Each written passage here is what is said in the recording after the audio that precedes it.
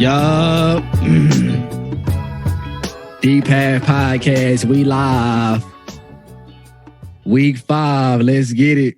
Let's go. Like, the paperwork is just too hardcore for us when it seems so easy for the government to take.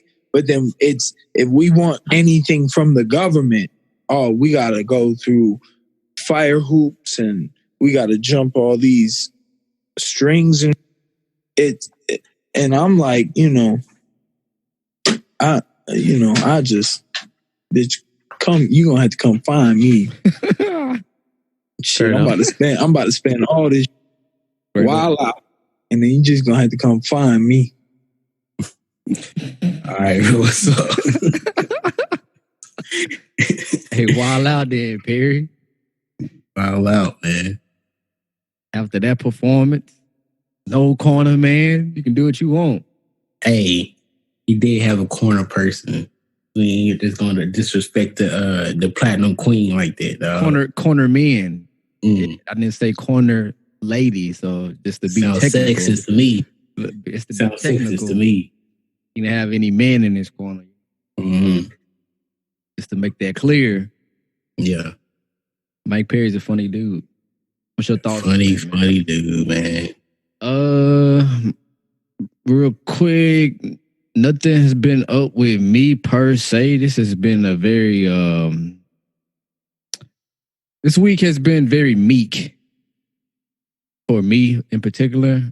No, I wouldn't even say for me in particular. Just the days I went to train, everyone seemed like they just got done swimming. Like even the kids, everyone just seemed sluggish this week. I don't know what it is. Maybe Texas heat. I don't know. Can't call it. So I just been really studying instructionals. What have you been watching? A lot of guard pass and stuff. Coach gave me a project, however, to only chase rear naked chokes and guillotines, but I've been just super focused on guard passing for whatever reason. What's your favorite pass that you've been doing recently? I haven't trained enough this week to say.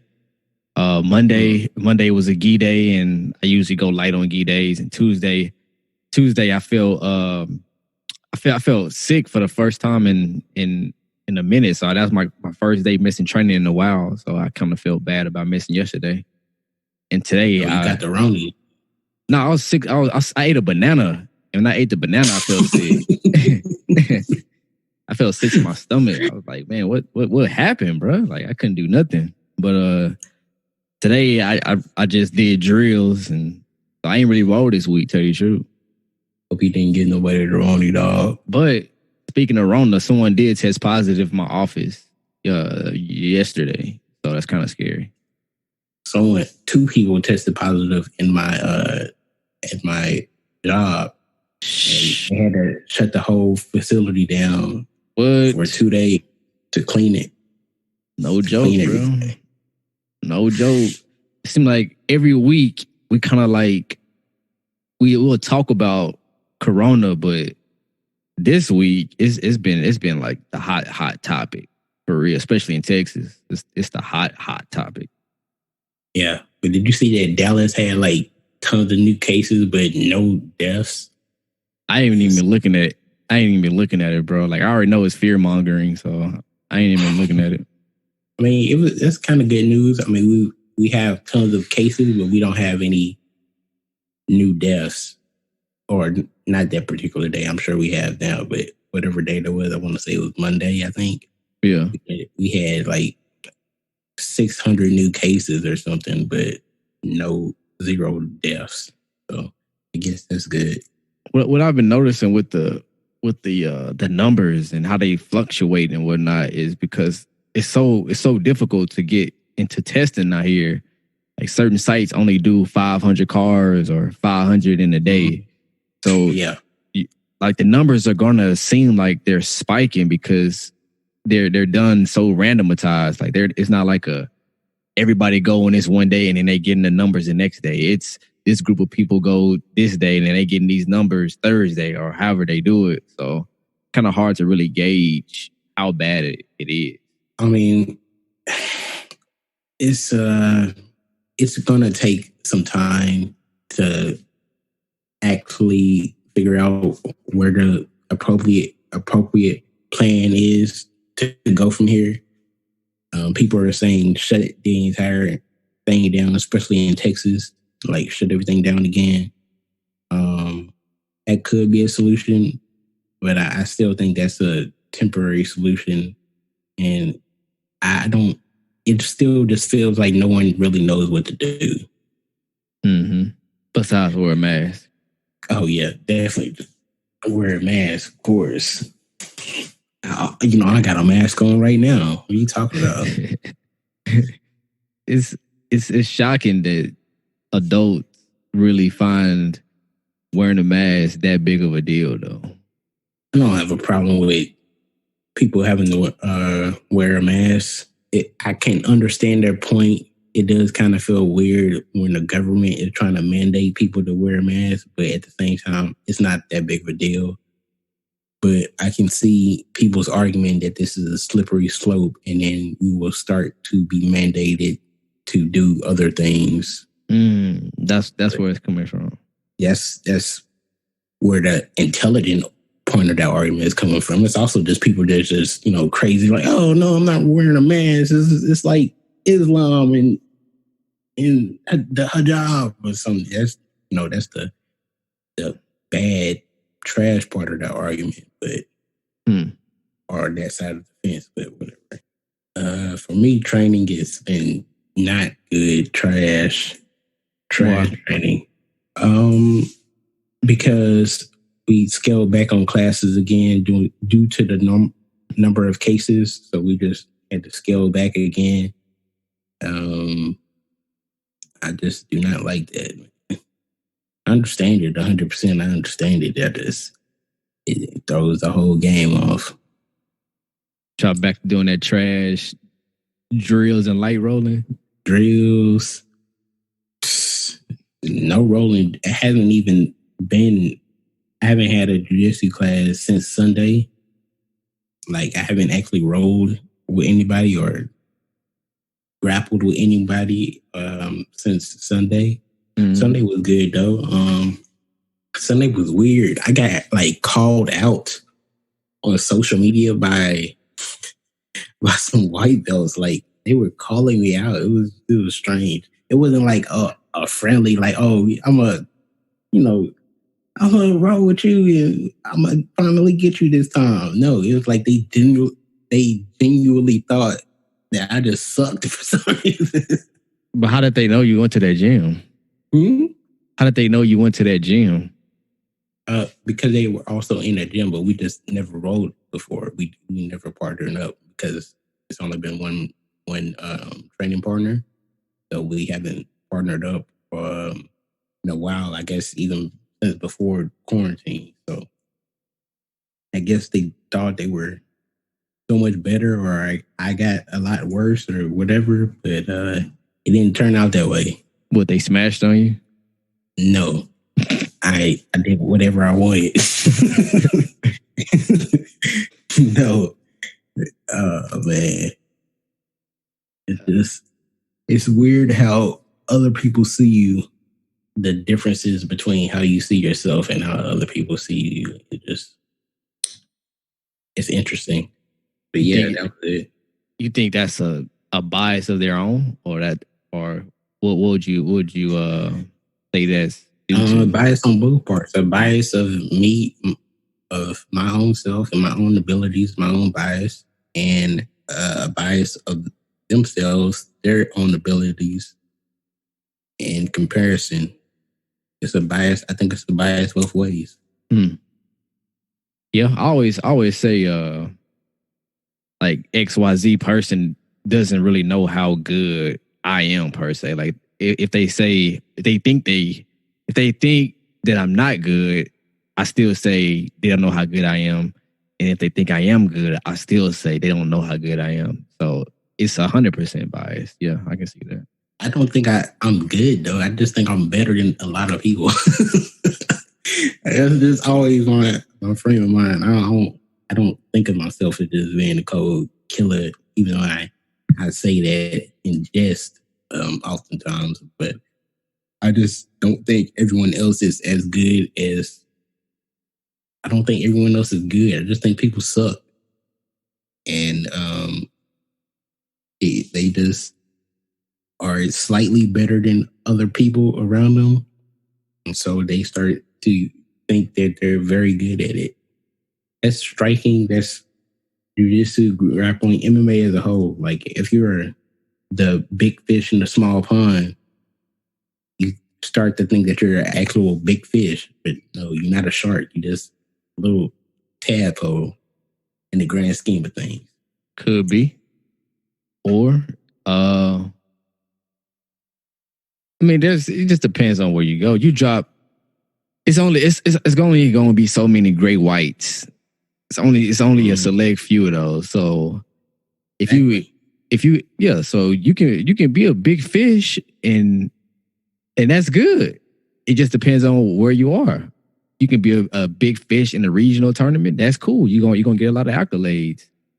You're a big fish on a world class scale, then you're not gonna fare well. So it's cool to be a big fish. You just got to know that there's levels to it. You can't be a big fish and think you're a shark. Like, you just can't do that. But you saying when you at those type of gyms, most times they think they're a shark because they're a big fish. Exactly. Oh yeah, that's trash. Yeah. That's trash. It is what it is, man. Did any promotions happen at your gym? Was that last week? Last week, I think. Last week, I think he did some. It was a day I was talking about how trash Gee was on Twitter. That same day, I ended up getting a second strike. It's just the world, bro. It's weird. Just can't make it up. The coach followed you, or he's following you. He had to show you, dog. Like, hey, I don't even really train Gee. Like, I mean, I'll roll Gee, but I'm not doing anything seriously. Barely doing anything seriously. So I don't even know why I got it. Whatever. I mean, maybe you're a spider guard to just fire, bro. No. Even though, like, I'll play it. I'll play spider just because I'm there. I might as well do something for fun. 100%. You got to do that, mug. But no, that's not my focus. What is your focus?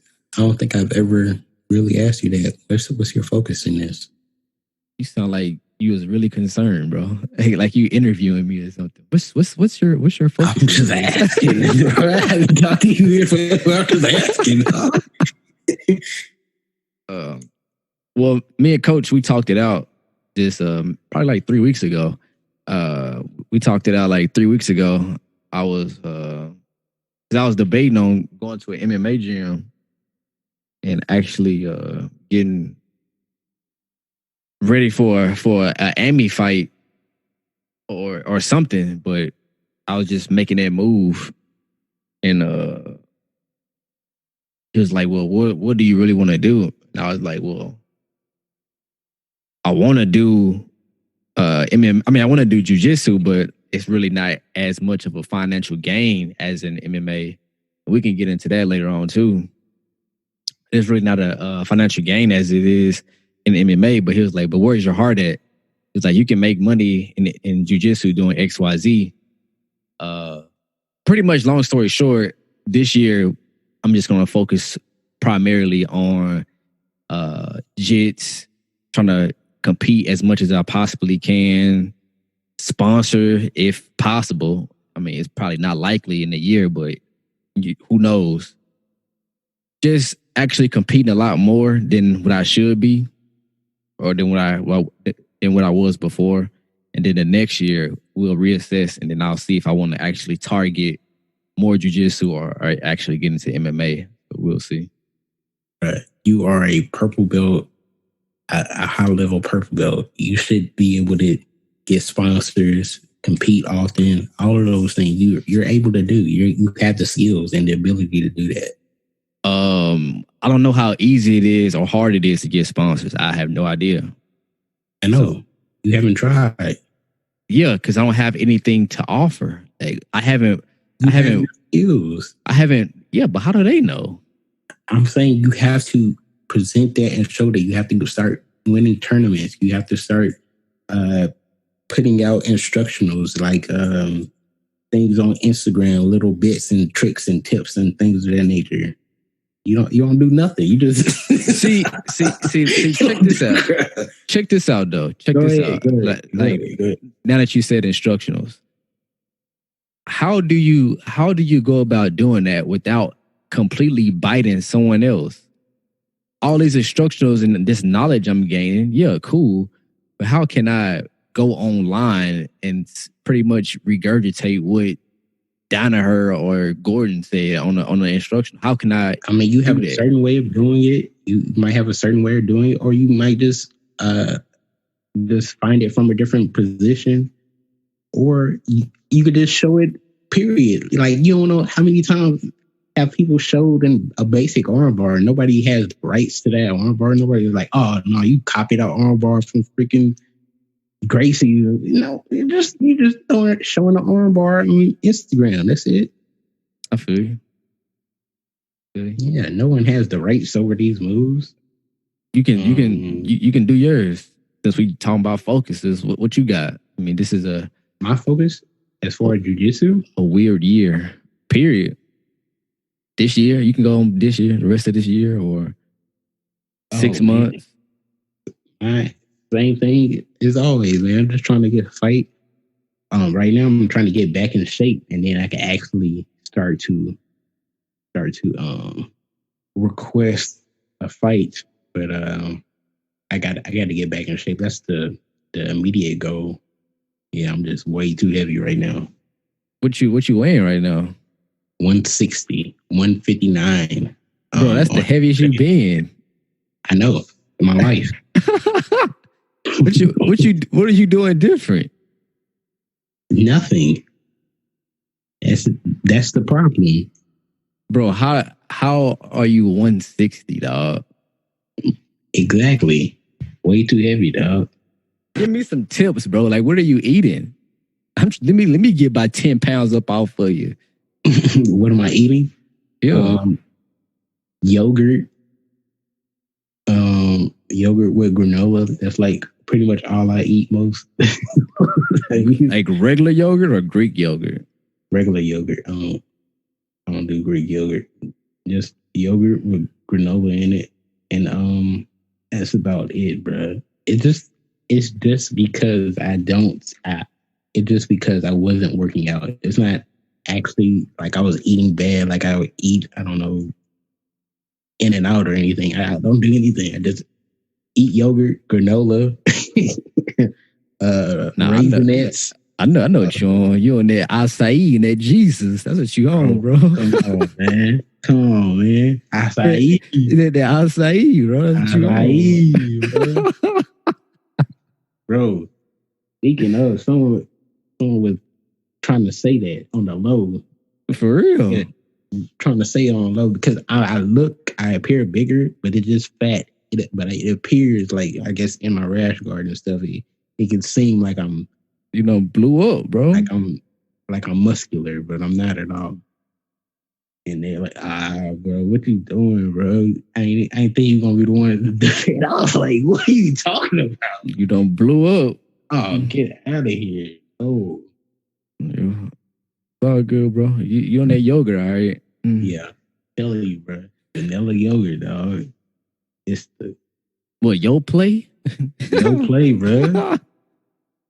Yoplait vanilla yogurt.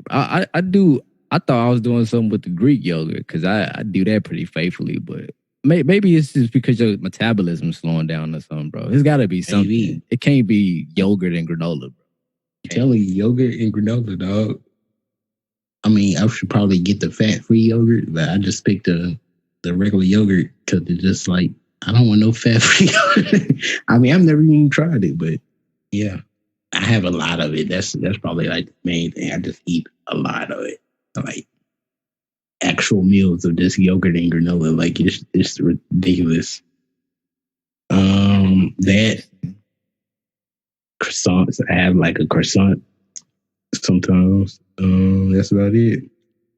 No, this man ain't said no meat, no chicken, no nothing. This man said granola and yogurt and a croissant every blue moon. I go to Chipotle like once a week on Saturday. But that trash establishment. Man, stop hating on the Kings, bro. Why you hate? I'm done with Chipotle, though. Like, I ain't never even thought of. I haven't even looked Chipotle twice since I don't even know when. That must made me sick one time. What about Chick-fil-A? I just had Chick-fil-A, so that's a staple. That's a weekly staple there. I already knew it, man. I knew it, dog. Oh, man.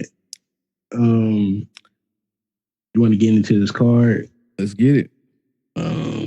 Anything in particular you wanted to talk about?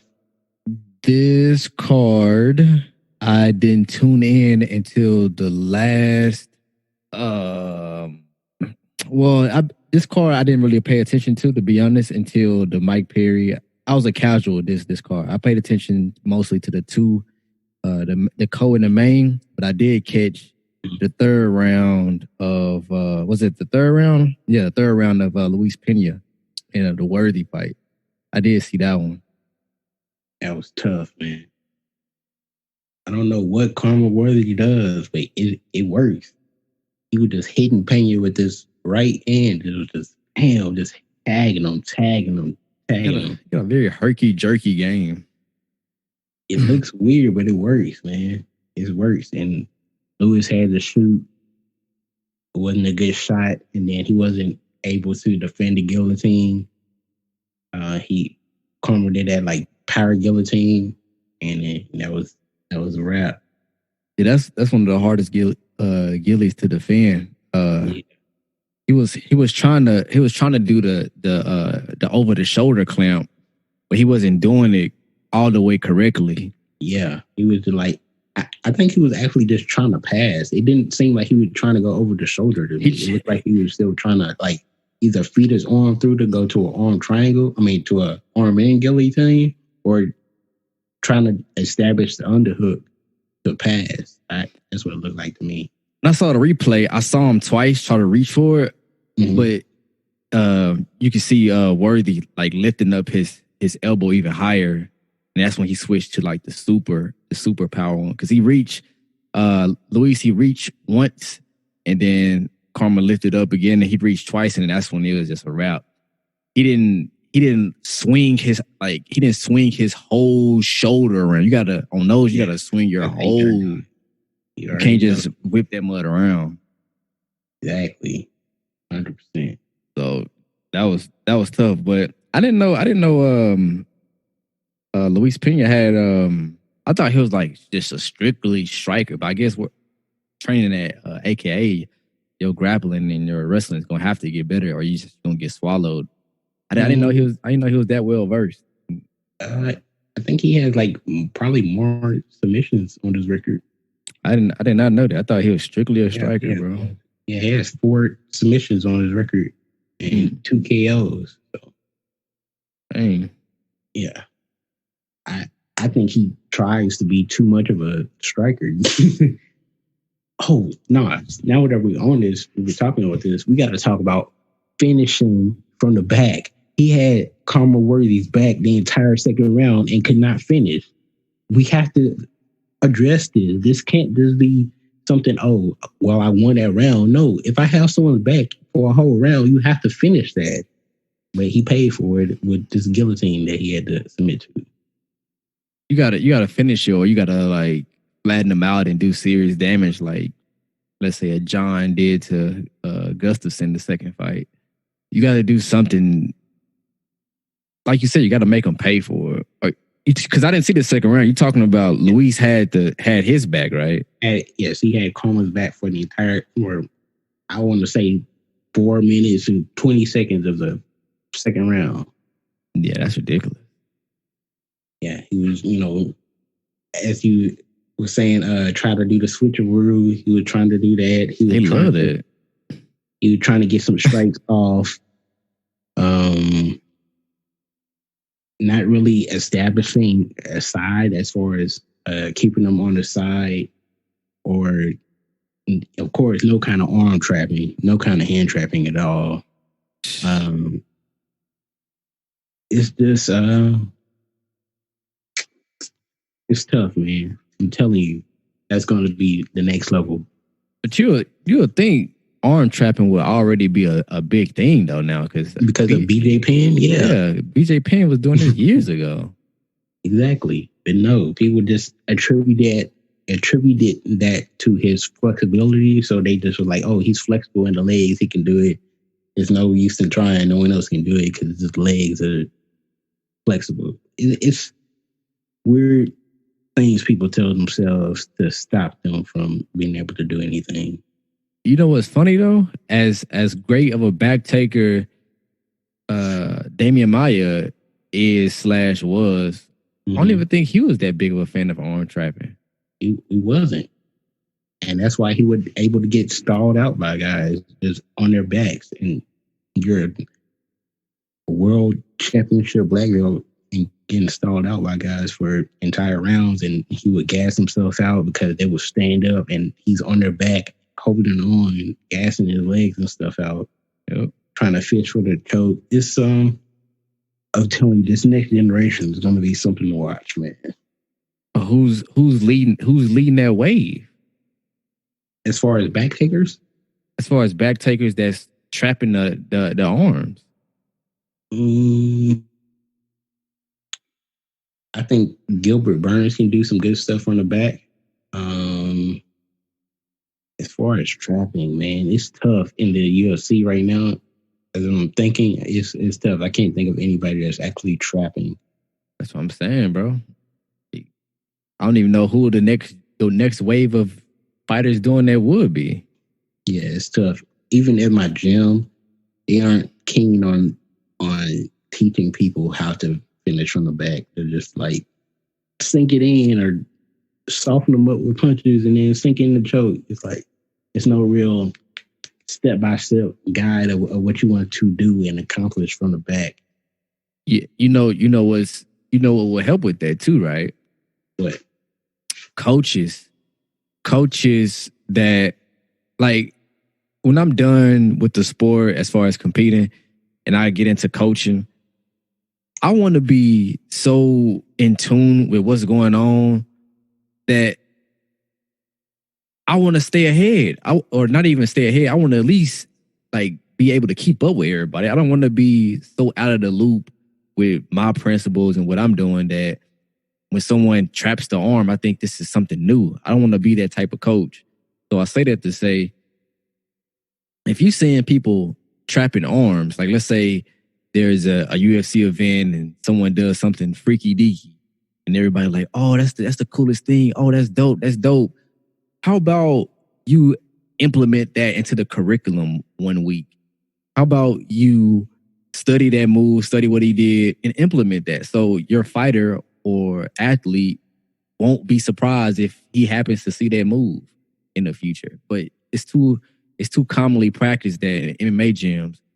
Oh, today we're working against the cage. Oh, cage work. It's not like you implementing new things.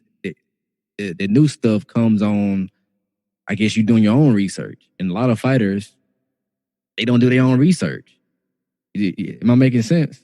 Yeah, I think that's your second point is probably the biggest point. In your first point, I don't think people are even acknowledging the things that are new or interesting. It's because it's not new or interesting to them. There's like, a calf kick. Like when you first saw a calf kick, I want to say probably Douglas Lehman was probably the first person I really saw do that. When you first see a calf kick, you're just like, all right, you just seeing on accident. You don't think that's part of the strategy. You don't think that's the actual move. You're just like, oh, you just saw it. Oh, he didn't kick the thigh. He just kicked the lower shin. You just tired. Couldn't get a leg up there. Or what? You start rationalizing. You don't take what you're seeing for what it actually is. If you see someone hand trapping, you're just saying, oh, he just did it. You not think there's an actual strategy behind a lot of these moves and things people are doing. And so you just go back to your gym, not even acknowledging that. You're just like, oh, we just got to work on getting up or work on checking the kick. Like if you just saw Douglas slamming his leg into people's calves, you just, oh, we got to learn to check kicks. Like think about how long it took for people to start going for shin kicks, or how long it took for people to start acknowledging the oblique kick that John Jones and Winklejohn people do. It took a long time. It wasn't like the first time it happened, people went to the gym and started working on it. No, it took just tons and tons of championship fights for people to be like, oh, this is an actual move. This is legit. This works. Coaches got to do, when you're a coach, bro, you got to stay in the loop, bro. It's ego, man. Ego.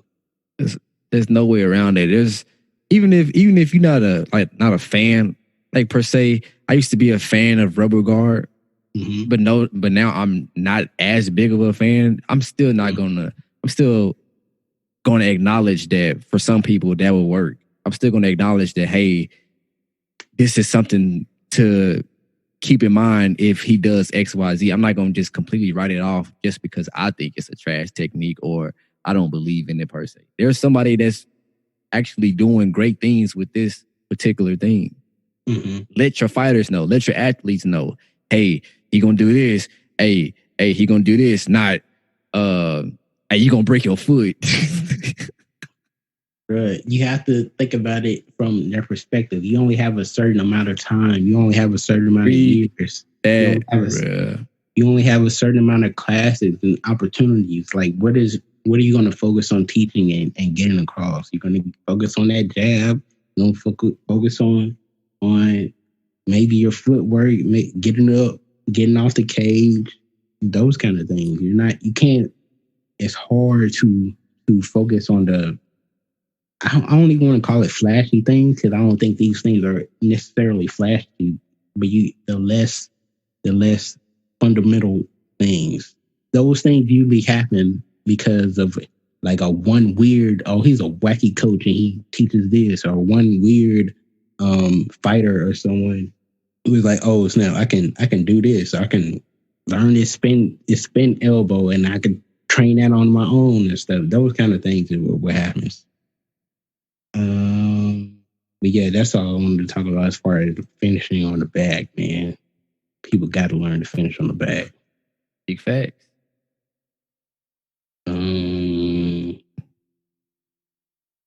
Wanted to talk about Kay Hansen and Jing Yufei both making their debut from Invicta. Kay got the sub in the third, but her takedowns were legit. Even in the second, she dominated the second. She had some good takedowns in the second, and she won that round. But it was real cool to watch, like good grappling from the women. I'm always a fan of that. Yeah, you're one of the few people I know that actually enjoy a lot of women fights. Oh man, I think I probably watch more women fights because for some reason, even like the amateur level women's fights are more intriguing because their mistakes are worse. It sounds terrible to say, but in amateur men's fights, their mistakes are bad, and because of strength and differences in cardio and differences in physique and all those types of things, when someone makes a mistake, it's easier for them to just write it off. Like you could just escape out of things and explode out of things. But on the women's level, you can't do that. And so the mistake just grows and grows. And it's like you're holding onto an armbar from the totally wrong position. They're already turned around. It just, because it's so much worse, technically it's actually a little bit more entertaining. Oh my God, that sounds terrible to say. Yeah, I'm not. They're cool. They're just. I'm a fan of really explosive and dynamic stuff, and it's not to say that women can't possess those things. It's just on a large scale they don't, which is again something not the greatest thing to say, but man, I don't. You don't see too many women doing windmill 360 dunks, and it's for a particular reason. So, I'll just leave it there. Did you see the armbar? Did I see it? Where was it finished at? What do you mean, where was it finished at? Where was the armbar from? It was from a judo throw, and then it got switched into a triangle armbar. I did not see it. The dude that bet 38K on her, I think 37K on her. I think he bet more than her purse, which is sad. I mean, she got 20 and 20, I think. She got 28 total. She got 14 and 14. Golly, oh my God. So yeah, I think his payout was like 20 grand. He bet 37. His payout was 20 something grand. So he bet more than her actual purse. Yep. Pretty sad, man. Tough, man. Julian Rosa, Juicy J, also got the sub on Sean Woodson. It was a nasty fight. That was a good fight. He got a Darce in the third. He was losing that fight the entire time. It was a nice setup. It was either she's gonna get her arm snapped or she's gonna come up into a triangle. Is just pick your poison, pretty much. Yep, that's how you do it. You want to talk about the main event or Mike Perry? Dang, I was gonna say something about. Oh yeah. Do you think fighters get paid more than what's disclosed? Nope.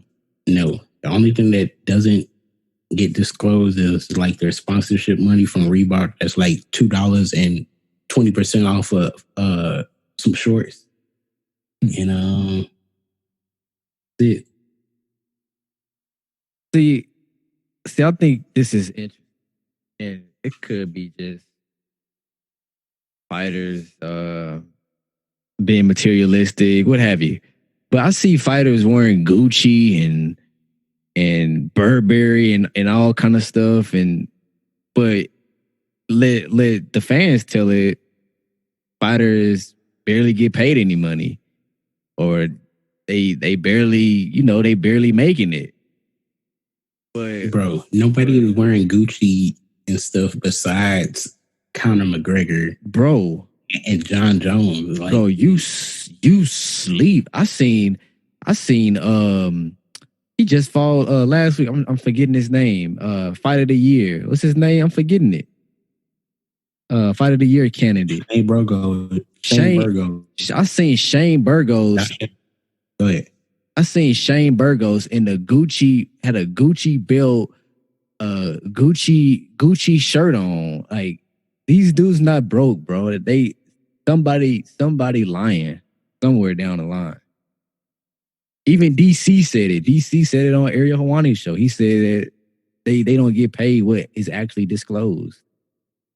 No, he's talking about the higher echelon dudes, man. They're not people that are getting pay-per-view points. These are regular people that are on 12 and 12 and 14 and 14. That's what they're actually getting. I don't know, man. I don't remember Shane Burgos in no main event fight to be getting paid big bucks, bro. I don't think he been on a. He just signed a new contract. This is before the fact. I'm talking about before this. Before he fought Emmett. This was probably 2 fights ago. I saw this on the interview he had, or it was an interview. It was when the fans was there and they showed, you know how they talk today. They'll zoom in and they be like, oh, Shane Burgos. They'll zoom in, oh, Brian Ortega at the events. It was that type of thing. The man had a Gucci belt and Gucci shirt on. I mean, he has had fight of the night 3 times. That would help. I'm saying that's based off of bonuses, man. That's not regular pay when he was getting 12 and 12, bro. Just saying, bro. He not a top tier fighter is all I'm saying. And it don't seem like he barely making it. But it could be smoke and mirrors. It could be. I don't know. That's what I'm saying. I don't know. I could say some things here, but it's not my place. It's and I don't like teasing that, but I don't. There's a lot to the picture that there's more to the picture. That's all I would say. All right. We could talk about the co-main event. We can start from there. All right, go ahead. I remember saying last week that if Mickey Gall comes out and tries to strike with Mike Perry, he's going to lose. And that's what he did. Although he landed some... He was winning the striking. That's what I was going to say. Although he landed some good strikes, it wasn't enough. Although he had some good hooks and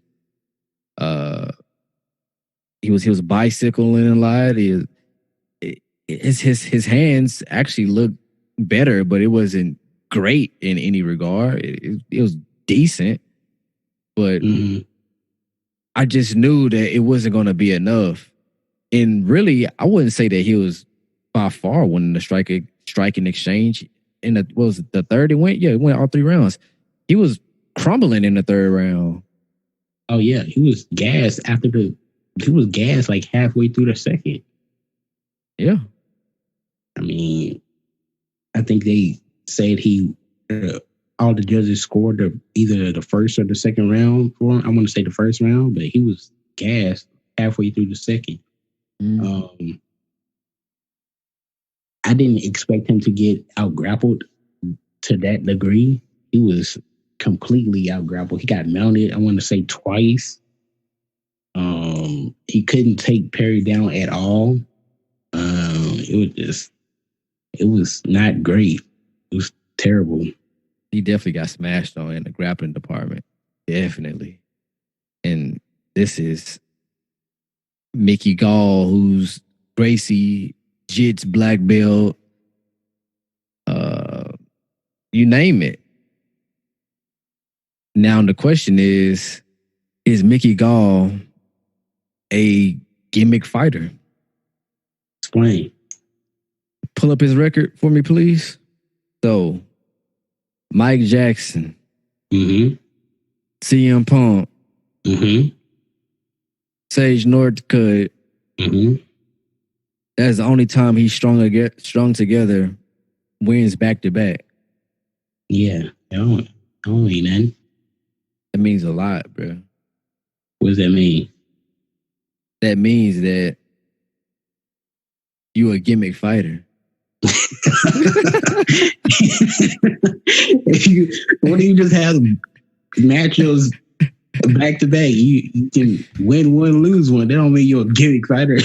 Bro, you can't build momentum. I mean, gimmick fighter. This dude won against Mike Jackson, no longer fighting, no longer in UFC.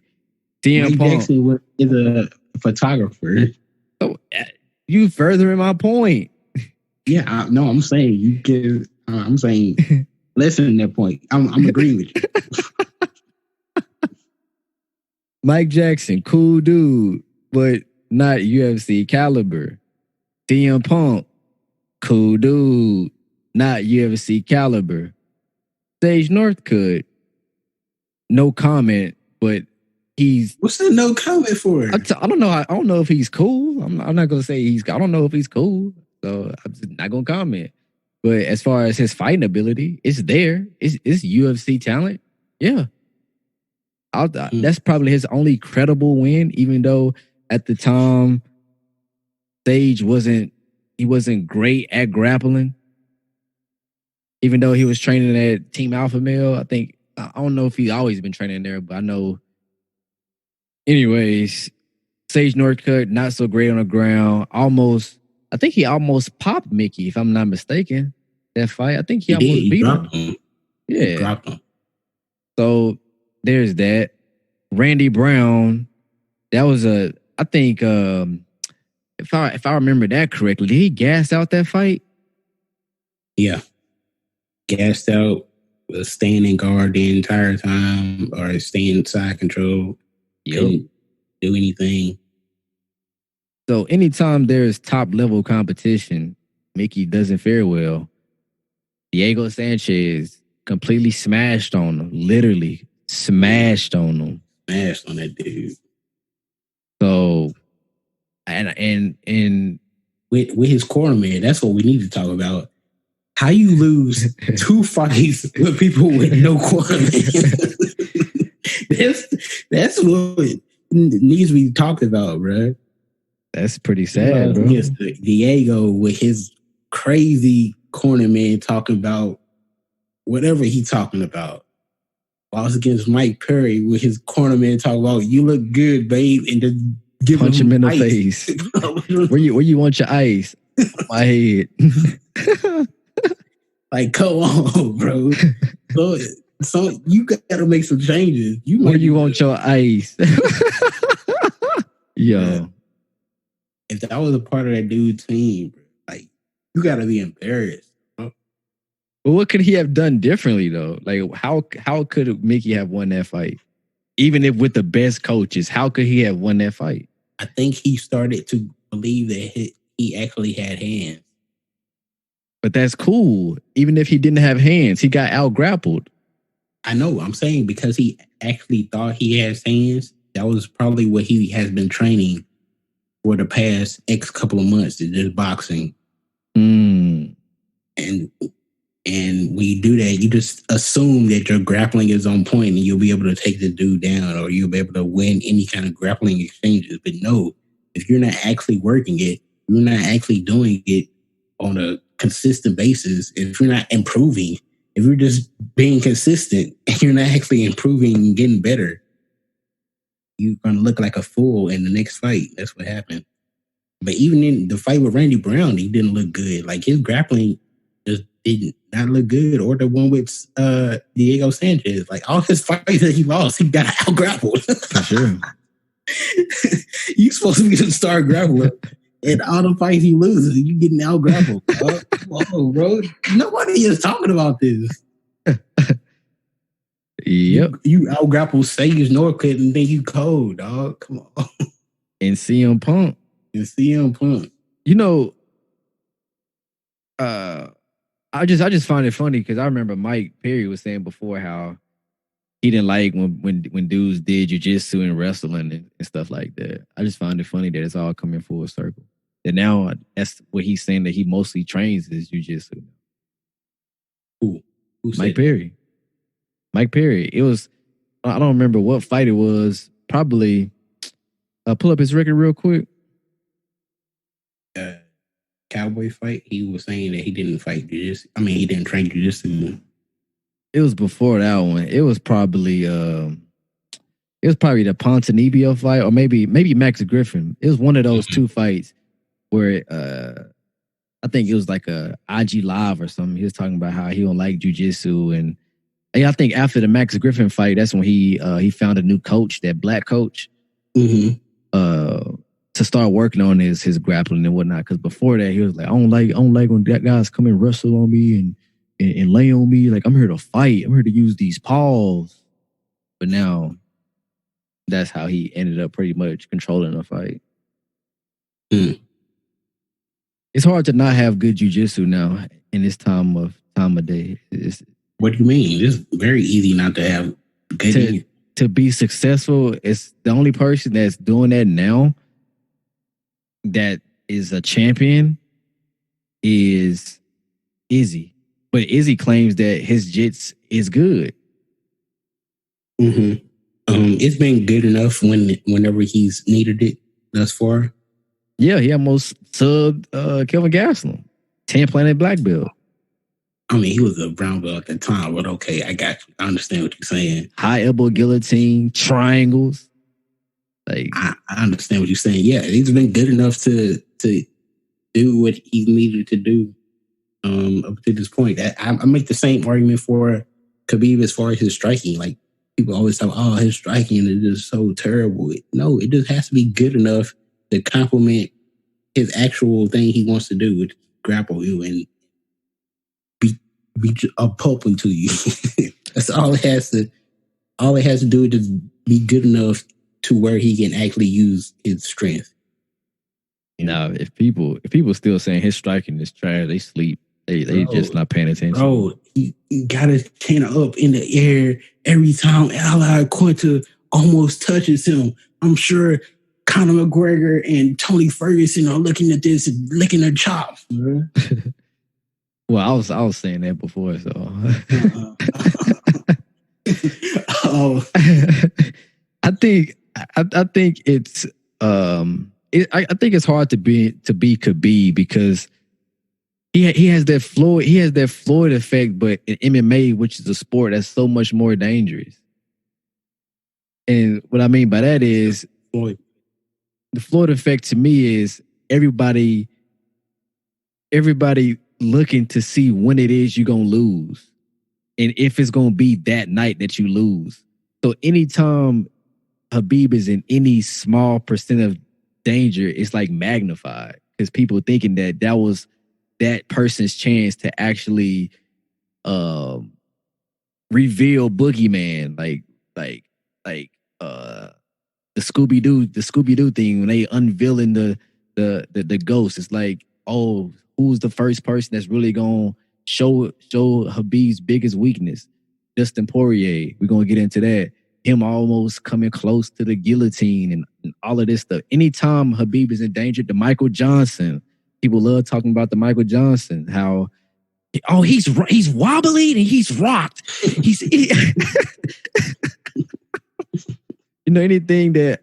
Anytime he's in danger, people just blow it up.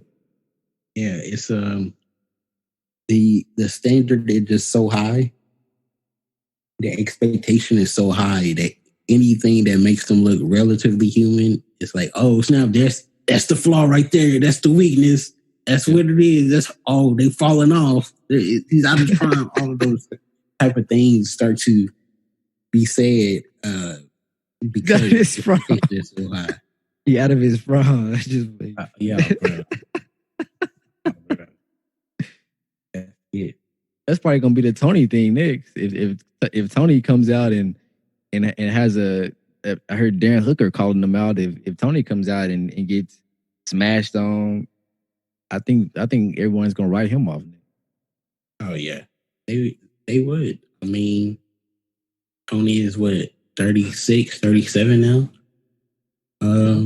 There's an argument for that, but there's also an argument that at any time Tony would have lost to Justin Gaethje. Like, that was just a great matchup for him. Someone that would just kick the mess out of his legs and doesn't gas out. People just tend to overblow those kind of things, but it is what it is. Want to talk about the main event? Yep, you can start it off. Man, the first two rounds were rough. They were rough. The first two rounds were some of the craziest. These dudes did not take a second off the gas, man. It was just back and forth. And at the end of the second, it would look like Dustin was really about to be out of there. It was about to be done. But he got a second win and won every round after the second. Third, fourth, fifth, just putting it on him. He made Dan into a wrestler. Dan started shooting because he just had nothing else on his feet. Like, he wasn't moving as well on the feet. He was just eating shots, and he was like, "Oh man, I gotta shoot." So he started shooting. Dustin gave up a couple takedowns trying to go for the arm and guillotine. I would love to see him be able to finish that. I think if he was able to start finishing that on a high level, like actually put people to sleep with it, then you can make the case that he has improved enough to be thrown into the championship fight. If something were to happen to Gaethje against Khabib, that would be, you can make that. But right now, he definitely does look like the number 2 best lightweight on the planet right now. Interesting.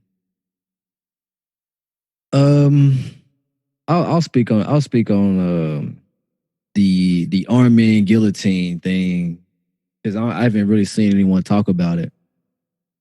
And he's been doing this for quite a while. I think you can stretch back to the Eddie Alvarez fight. I want to say I could be wrong, but he's been doing this for a while, and I haven't seen him finish it yet. And what I think is mostly attributed to is sparring in 16-ounce gloves. It sucks. It sucks, man. We as the MMA community hasn't found a way to really get a good feel for sparring because no matter how you spar, you're giving up one thing for another. So, for an example, a lot of hard sparring, you're going to be in 16-ounce gloves and, you pretty much working on your striking, your boxing, your kickboxing. Okay, but what if someone gets tired and they shoot in on you? Oh, dang, now you don't have any ways to actually fully grapple someone because your hands are enclosed in a glove. So I feel like Dustin has built habits of going for submissions that's pretty much only the one of few submissions you can go for when you doing that kind of sparring in 16-ounce gloves. It's gonna be some type of guillotine. Yeah, but you wouldn't get it. I'm saying, so how is he finishing in 16-ounce gloves? What is he used to going for? I don't know. Finishing in 16-ounce gloves. I don't know if he finishing it, but I finished people in guillotines before in 16-ounce gloves. All you need. Arming guillotines? Well, I don't know. I don't go for arm and guillotine. So. He keeps going for it and not being able to finish. Like, I think it's a natural. It could just be a natural thing. Like he's already shooting for the takedown, and they're already shooting for the takedown. He's trying to wizard, but he's not beating that. He's not getting that underhook. So he just wrapping it around. Sacrificing for the guillotine. He just sacrificing for the gilly, and I mean. I'm saying, but if that happens and that continues to happen to him, you have to start to finish it. If that's what your move is, you can't just throw up a triangle continuously and not finish the triangle. Maybe it works. Maybe it works in training. I don't know, or it could just be like I said. It could be a bad habit when people shoot for takedowns because you can only do so many things in 16-ounce gloves. There's not many more things you can do. So that's the only logical reason I can see him continuously going for that. What other reason would it be? It could be like that. He's probably tapping people with it.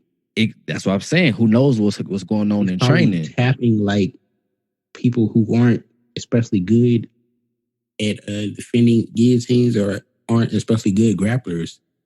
I'm saying you have to be able to put people to sleep with a choke. If you can't put people to sleep with a choke, then there's no reason to go for it. What's the point of going for it?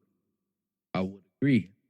But with him almost having success against the world's best grappler to many, he probably has confidence that, hey, if I would have did such and such thing right, I could have been champion right now. Okay. So why didn't we see that in this fight? If that was your logic, or I almost finished Khabib in the championship fight, bam, I'm going to go back and work with this, bam. Next time against Dan Hooker, you had it, 2 or 3 times? You got to be able to finish it then. If that's your logic, if that's the line of your logic is I almost finished Khabib, that means I got to tighten some things up, I got to twist some things, I got to get to this hip, I got to adjust this grip, and then next time it happens, I'll be able to get the finish. So when you go against Dan Hooker, you should be able to get the finish. Makes sense to me. I can't say why it didn't happen. I couldn't tell you why. But you couldn't. I will have to hear from him because I can't make it out in my head what would be his reasoning for doing that so many times, 3 times in that fight. Yeah, I think it goes to what you were saying. Hooker got in too deep, and then you try to just, all right, I'm gonna sacrifice this for the guillotine. You don't want to just give up the takedown for nothing. You might as well just throw a Hail Mary guillotine at the last second. You're already getting taken down. Would you do that per se? Would I? Would you jump guillotine 3 times? Yes. I wasn't expecting the answer. 100%. Because even if I don't get it, I feel like with an arm and guillotine, you basically have a front headlock. Like even if you're on your back, you basically have a front headlock. All you have to do is just kazushi or cause some kind of off balance and throw them to the other side and be able to butterfly sweep them over, either to mount or to just get up and go back to striking. But yeah, an arm and guillotine, there's just so much control. Even if you don't use it to actually finish, there's so much control there that you should be able to manipulate your partner to a. Not if you jump in full guard and not you jump in full guard arm and gilly. It's not that much control. Jump full guard and then all right, it's not. I can't finish this. You just open your legs. They're gonna try to hop over to either side, and then bam, you have a butterfly hook. It makes sense all the time. I've seen it with the greatest grapplers. I haven't seen it with MMA guys. I haven't seen it. You don't see it, and the difference is your mistake is much graver. If you open your guard up too fast, you put your foot on the hips lazily, or you try to insert a butterfly hook and you miss, like the consequences are much graver than in the grappling situation. That's why that grave. If you already on your back and you just got to get up anyway, then you would just have to get up normally and just turtle or whatever, go against the cage, whatever is your go-to get up. You would just have to do that. But I didn't even see Dustin really try any of that. He would just try to get the guillotine. Dan would pop his head up or escape somehow. But yeah, I didn't really see, all right, I don't have the guillotine, but I'm going to sweep. Or I don't have the guillotine, but I'm going to use this to get up. Or I don't have the guillotine, I'm going to switch to something else. I mean, he did do that one time when he switched to the triangle, then the omoplata. I think that was in the 4th round, I think. Yeah. He did do that once. It should have happened more frequently for my taste. The only person that I can think of should be jumping arm and guillotines is Brian Ortega, bro. And nobody else should be jumping guillotines, bro. You just shouldn't. Why not? You could jump it all day. Just be able to know how to finish it. You see how Ortega, when he had it against he didn't jump that much. He didn't fall to his back though. He tried to. He jumped guard. Cub just didn't want to go down to the ground. Cub was just like, no, I don't want to go down because he want to be able to defend against it. But Brian was definitely trying to jump to the ground. Yeah. I mean, he did it against Anato Workano. Anato shot in at the end of the 3rd. He shot in, and then Brian got him in the arm and guillotine. He jumped guard. Yes, but both times you could tell he had confidence in the ability to finish it. Like Cub's arm got out of it. Like he was able to swim his arm out of it. Brian went back and collected his arm for the arm and guillotine. Like that's what he wanted. He wanted to finish it for the arm and guillotine. Like he is confident in that move. Like I don't see that with Dustin. Dustin is like, oh snap, last second, I got it. Like, you just gotta finish it, man. What was your point? My point was I think that's due to sparring in 16-ounce gloves because well, now I forgot my point, but it has something to do with sparring in 16-ounce gloves and how trash it is, especially preparing for a fight. Yeah, but I'm sure he definitely has trained in regular gloves and trained doing their arm and guillotine in regular gloves.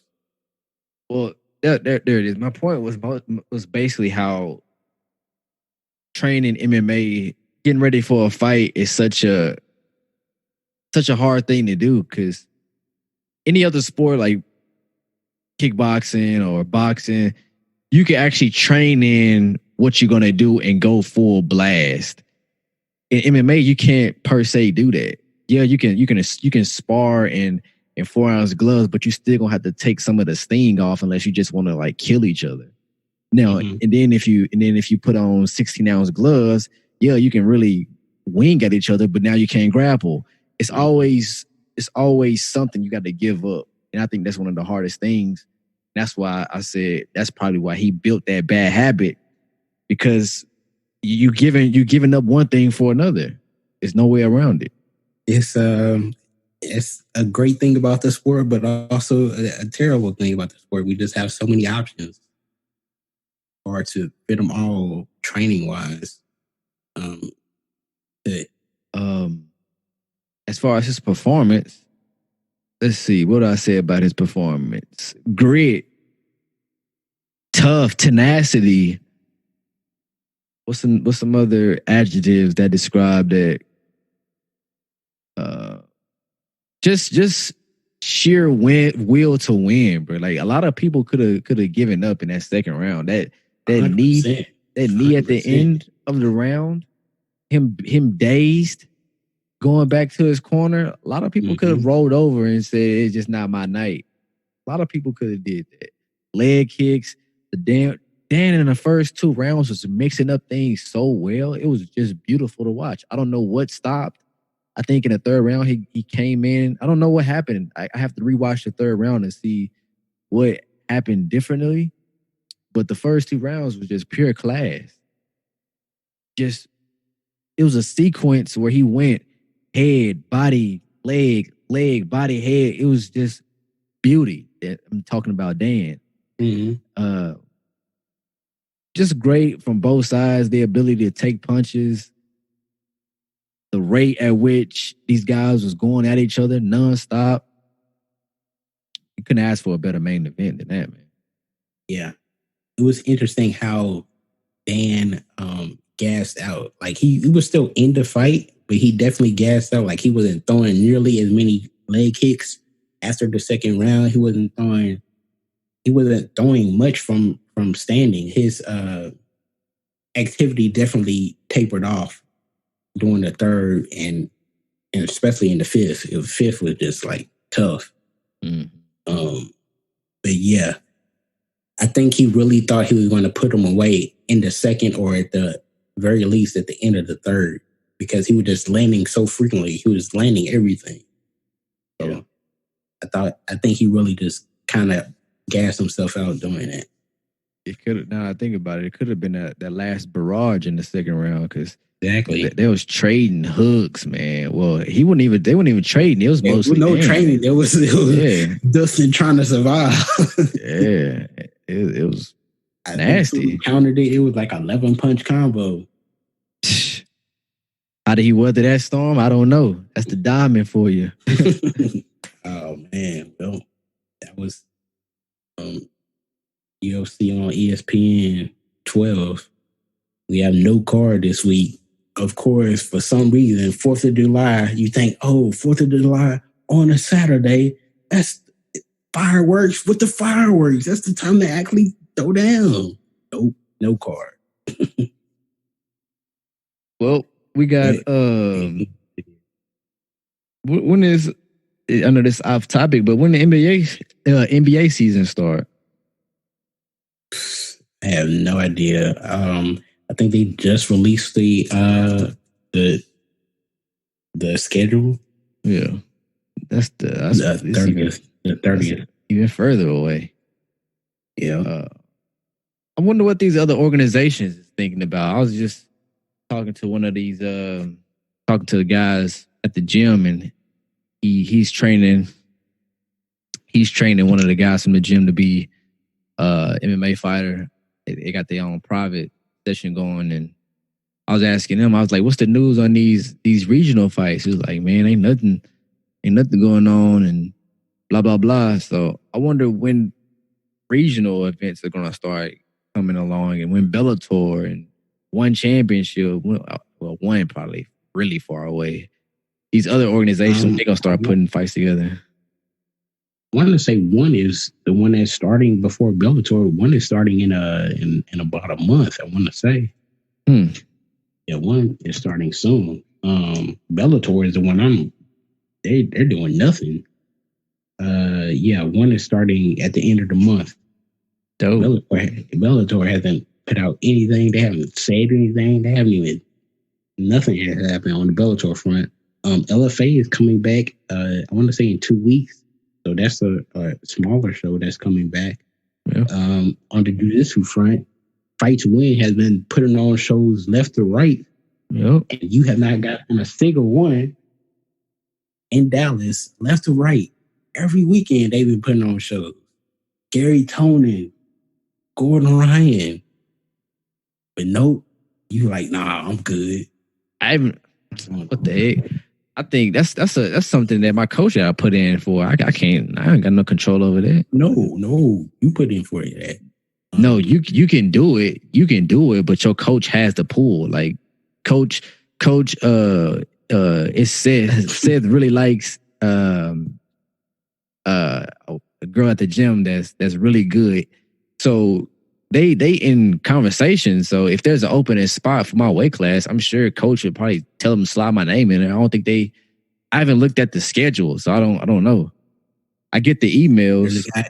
There's a guy at my gym that signs up every single time, and he had a fight.